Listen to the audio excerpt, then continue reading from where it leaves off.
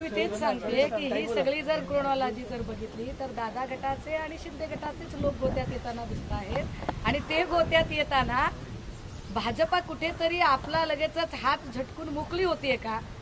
कदाचित निकालाचा अंदाज आल्यामुळे आणि भाजपाच्या हे लक्षात आले की जर हे असेच आपल्या सोबत राहिले तर विधानसभेलाही फटका बसू शकतो, त्यामुळे आत्ताच आपण यांच्यापासून वेगळं झालं पाहिजे यासाठीची ही नांदी आहे का की शिंदे आणि दादा गट या दोघांच्या पासून भाजपाला एक फारकत हवी आहे म्हणून चाललंय का? असू शकतं. भाजप जवळ कोणाला घेणार, दुसरा पर्याय काय? त्यांनी कोणाला जवळ घ्यायचं आणि कोणाला नाही घ्यायचं ते त्यांचं त्यांना लखलाभ.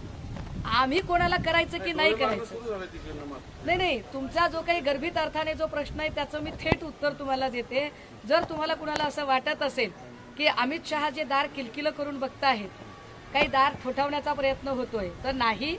लोकसभा 2024चं मॅन्डेट जे माझ्या आकलनाप्रमाणे लोकांनी दिलेलं आहे आणि ते मॅन्डेट जे 4 जूनला जाहीर होणार आहे ते फोडाफोडीच्या राजकारणाने त्रस्त होऊन दिलेलं मॅन्डेट आहे.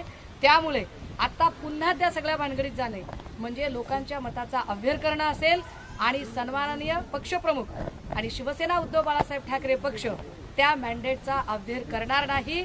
त्या मॅन्डेटचा पूर्ण मान राखला जाईल आणि फोडाफोडीचं राजकारण करणाऱ्या कुठल्याही अशी संस्कृती जपणाऱ्या देवेंद्र प्रवृत्तीला, मी देवेंद्र व्यक्ती म्हणत नाहीये, देवेंद्र नावाच्या या प्रवृत्तीला आमचा पक्ष कसलीही खतपाणी घालणार नाही आणि कितीही दार किलकिलं केलं तरी दार उघडलं सुद्धा जाणार नाही.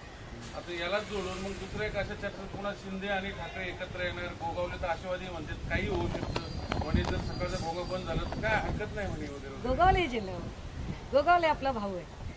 हे बघा, गोगावले साहेब असतील, अर्जुन खोतकर साहेब असतील, या लोकांनी किमान काही मर्यादा पाळल्या. किमान या लोकांना हे तरी माहिती होतं की आपण जातोय ते कशासाठी जातोय, त्यामुळे निष्कारण ठाकरेंवरती बिल फाडायचं काही कारण नाही. असे अजून 2-4 नावं आहेत, पण काही लोकांना लगेचच आभाळ ठेंगणं झालं होतं आणि त्यांनी